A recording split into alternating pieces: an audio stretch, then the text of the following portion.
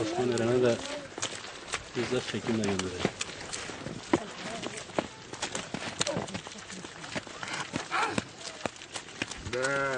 Hazım Aktin Derinköy köy muhtarıyım. Sene 1966'dan 64'te 7. ay muhtarım. Şu ana kadar bütün köy ihtiyaçları ne varsa bütün yetkili makamlarına dilekçeyle vermişim haddinden fazla. Maalesef bu müracaatlerden deveden kulak menfaat görememişim. Bazı programa alırken bunu gelecek yıl yapılacak, şu anda Beköy'ü yapmış, Ayköy'ü yapmış, ne mutlu.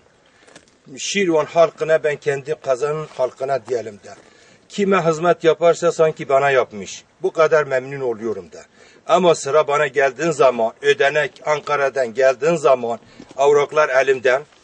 Peki sıra bana geldiğin zaman o para nereye gidiyor? O ödenek nereye gidiyor? O işler niye yapılmıyorlar? Birincisi diyelim de. Herkesin evinde su var diye. Maalesef köyüm 3 mahalledir, bir mezradır. Şu karşıdaki mezraya haddinden fazla dilekçe verdim. Özel idareden keşfe geldiler. Kaymakamlığından keşfe geldiler. Hepsi not ettiler. Para yanlış olmasa 46 mı 48 bin TL'dir de su yapmaya için programa alındı. Para da geldi maalesef. O gün bugüne kadar yapılmıyorlar. Neden? Biz Türk milleti değil miyiz? Hatamız nedir? Süncümüz nedir? Bu köylüler mesela susuz kalırsa günahı nedir? Ne hata yapmışlar, işlemişler, bunu bizi razı perişan ediyorlar. Maalesef Kaymakam Bey'e söyledim, Vali Bey'e söyledim, bütün dilekçelerini yazdırdım. Yer kalmadı, ben başvurmadım, netice alamadım. İkincisi bu yolumuzu.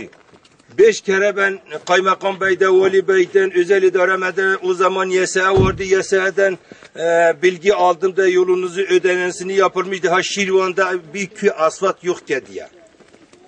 Ha Şeyh Nizam sevgilim bizim milletvekili esnasında bu yolun ödensini geldi de o da vefat etti gitti maalesef yolda yattı. Böyle ne bir menfesi var ne doğru dürüst bir yol var. Müracaat ediyor, evet yapılacak maalesef o da yok. Bu ödenek nereye gitti, niye programdan asfalt görünüyor? Kim bunu iş ne yapmışlar, ne etmişler?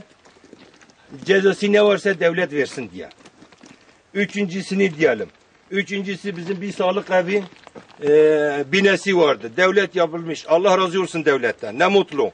Herkese yapılmışsa da bana da yapılmışlar. Dört dörtlüktür. Peki ebe nerede? Tayin ediliyorlar. Buyurun. Sevgi amcaoğlu. Tayin edildi Sevgi amcaoğlu. Kasım ayından göreve başlayarken maalesef şu ana kadar da ayak basamadı. Kaymakam Bey'e çıktım. Sağlık Müdürlüğü'ne Erol Bey'e çıktım. Dilekçe verdi. Hepsi dilekçeyle. Vali Bey'e çıktım. Maalesef hiç netice alamadı. Ayağını buraya basmadı. Dedi sen başbakana değil Cumhurbaşkanı'na kadar müracaatını. Dilekçe yazdırdım da. Sağlık Müdürlüğü'ne Adalet Bakanı'na. Maalesef onlar da gücü yetmediler. Bu hanım gelmedi. İkincisiye geldi. 4 Temmuz 2012 tarihinden tayin edilen Fatma Hanım tayin edildi 3 Ağustos 2012'den buraya Siirt'te Şirvan'a gelirken bu kadar soruşturma ettim de üzerinden durdu hiçbir Allah'a kulu demedi senin ben buraya gelmiş. Hayır budur maalesef. Ondan sonra tekrar ben Vali Bey'e dilekçe verirken köy ihtiyaçlarını mesela dilekçeleriyle yazdırdım. Şirvan'a toplantıya geldi. Hepsi eline verdi. Tamam muhtar dedi. İnceleyeyim de gerekirse seni çağırın memnuniyetle. Keşke çağırırsın sayın valim. Maalesef beni çağıramadı da hiçbir şeyde haber alamadım da. Sağlık müdürlüğe gittim gazeteye vereyim diye burada yazısını çıkarmış. Bana verdiği de elle orada imza etmişim sağlık müdüründe tespit edebilirsiniz. Sağlık müdürü diyor geçici olan mesela geçici değil geçici kadro olarak zorunlu 3 yıl o köyünde mecbur olarak görev yapılacaklar. Yapmasın istifasını eder çekip gidecekler. Bu hanım nasıl burada kaç ay kaldı kaç gün bunu hesaplasın. Ha hastaneleriyle bir rapor almış doğru mu yanlış mı onu da bilemiyorum. bu yüksek makamlarında başlasın, incelesin. Benim köyümden hasta yoktu. Ben şahsen hastayım da. Özür dilerim. Yani televizyondan gördüğün zaman desin bu muhtar titiliyor da ben buradan öldüm de tekrar dirildim. Ne 112 geldi, ne Şirvan sağlık personellerinin 3 tane ambulans var. Hiçbirisini gelemediler. Burada sabahleyin kalarken kendin aracımızla gitti, kaza yaptı. Sirt'ten soruyorlar, ölmüşsünüz. Allah sizin belasını vermesin. Ölmüş olsaydı zaten konuşamazdık. Şirvan'dan Cemal Bey vardı. Rapor veriyorlar her yerine. Cemal Efendi, ya Kaymakam Bey'in 2-3 tane arabası var. Devlete ait 4x4. Ya gelin beni götürün, ölüyorum da öldüm de tekrar dirildim. Allah günlerimi kalmıştı, size nasip oldu geldi burada konuşuyoruz. Ha, ben de böbrekten rahatsızım. Benim mezramda da böbrekten dilazaya giren mesela haftada 1-2 gün. Bu hanımefendi hastalık nedeniyle biz insan değiliz. Biz hasta olmuyoruz. Başka bir sürü de hasta olanlar vardı. 3 mahalle bir mezra. Devlet buna maaş çıkarıyorlar. Peki bizim köyümüzün adından maaş alıyor, çekip gidip evinde. Bu yetki kim onlara veriyor, kim yapıyorlar? Ha diyecekler. Sağlık Bakanı eş nedeniyle bunu yapılmış. Babana rahmet, senin eş nedeniyle yapıldığını sen Ankara'yı seç. Sen Elazığ'ı seç. Sen Şirvan'ın Derinçay köyünden ya gelip maaş alıp kadro sahibine oluyorsunuz, gidip maaş alıyorsunuz. Bu da yanlış bir şeydir. Bence, benim fikrime göre köyüm halkına karşısında hiçbir şey diyemem de. Bir tane burada, hepsi normal olarak buralarda da diyor ya, sen hemşirelerle, ebelerle ne yapmışsınız da buraya ayak basamıyor. Türkiye Cumhuriyeti'nde görev yapan bir vatandaş iş başlarsa nasıl gidip görevini yapmayacaklar? Bu olur mu böyle işler? Bunu bütün Vali Bey'e de söylemişim. Dilekçemde de bakanlarına da göndermişim maalesef. Üçüncü, tekrar alabilirsin. Üçüncü, hanım. Hatice Budak. Tarih olarak 4 Ocak 2013 tayin alınmış. 17 Ocak 2013 gelmiş, kaydını yapılmış. Haydi babam dilek Ankara'ya. Hayır mı? Benim kocam bakanlığında başbakanın korumasıdır. Babana rağmen sen Ankara'ya kursaya girseydin de oradaki kadroya girseydin. Orada bu kadar sen torpillisin. Niye Ankara'dan Sirt'e Şirvan'a kadar geldin, yoruldu? Bakan niye seni gönderdi, yoruldu? Kaç günlük bu geldi?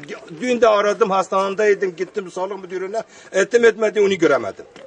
Bu 3 hemşire ne ben ne bütün benim köylülerini hiçbirisini görülmemiş. Sebep nedir? Bunlar nerede güç alıyorlar? Hangi devlete bağlı bir insandır biz veya hangi devlete bağlıyız? 4-5 kilometreden şu kardan, kıştan, yağmurdan, selden, sisten buradan öbür mahalleye gidebilirler mi? Gidemezler. Müfettiş geldi, çok müracaat ettim. Ankara'da bir bayan müfettiş geldi. Tamam dedi, acile vesaire bütün o zamanki kaymakamlarımızla bunu ödenene alındı. Parasını da geldi. Orada o zaman sağlık evinin altında da derslik açtılar. Bu derslikte şu anda eğitim başlıyor. Ama yeterli değil. Bu para nereye gitti? Maalesef yapılamadılar. Onun haricindeki şu anda bizim gelen kaymakam görev yapıyor da ilk toplantıda bunu dile getirdim.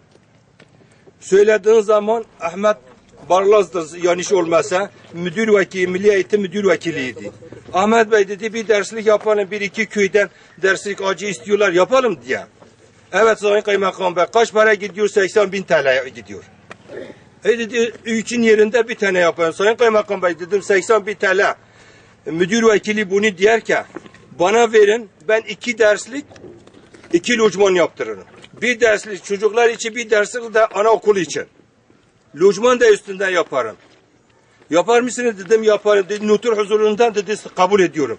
Gittim Vali Bey'e de söyledim, maalesef ben müteahhit değildim. Bana veremedi. Neden? Oyun yoktu içinde. O paralar da kaymakama söyledim, Vali Bey'e söyledim. Sizin el altında kalsın da demir altı faturayla parasını ödeyin. Bana vermeyin yok. Ben köyüme hizmet yapayım. Çimento alırsa, ne alırsa fatura karşısında bunu ödeyin de. Hiç olmazsa bir hizmet olsa bu çocuklar nasıl gidecekler 4-5 kilometre yayanla. Maalesef hiçbirisinde de cevap alamadım. Dilekçe yazdım bakanlığında. O da 0 elde bir şey yok. Onu da alamadım. Sebebi nedir? Ha şu anda bunun altında istersen gel bir kameraya da alırsın da. Sebebi nedir? Yazık, günah değil mi?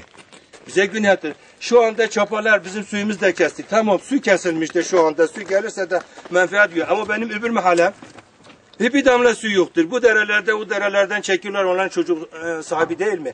Ev sahibi değil mi? Hayvan sahibi değil mi? Hangisine bakacaklar? Suyu çekecek mi? Veya çocuğuna bakacak mı? Hayvana bakacak mı?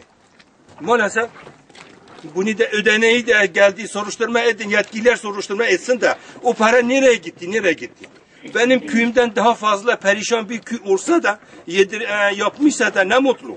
Diyeceğim, idare ediyorlar, su 2 kilometre yakındır, öbürünki 10 kilometre. Maalesef ben Şirvan halkını komple tanıyorum. Benim köyüm, benim mahallemdeki daha perişan bir mahalle yok. Hristiyanlar kendi kurumuna ödenek çıkarıyorlar. Bu Türkiye Cumhuriyeti'ne, Diyanetine niye o zaman Diyanet Bakanı kaldırsın dedi ya. Yani biraz halk da hiç mesela bu kadar utanmasın ya. Bir bakan var, bakanın ödenesini yok. Ödenek olursa da nereye gidiyorlar ya? Bizim Şirvan'ın müftülüğüne bir şey yok. Her bir haftada 10 günde para toplayalım, bilmem ne edeceğim. Ya nedir ya, biz devletten daha zenginiz. Akşam yemeğimiz, sabah yemeğimiz yok. Bakanı da kaldırsın, diğersin İslam yok. Tövbe estağfurullah, yani bu Türkiye Cumhuriyeti'nde. Hani imam evi, hani minare? Hani bu nedir? Biz perişan bir haldeyiz de. Buna kime başvurayım da yetkililerden benim tek bir arzum var. Yanlış bir kelime söylemişsem de özür dilerim. Bilerek söylememişim. Ama ciğerim yanıyor. Hem hastalık tarafında, hem mesele su tarafında, hem yol tarafında, hem gün ihtiyaçları sulama tarafında.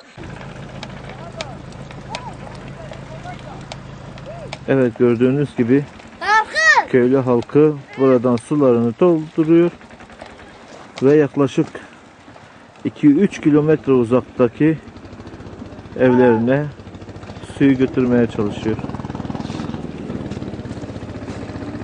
Kimileri pat pat traktörlerle götürürken kimileri de bu bidonları sırtına yükleyip götürüyor.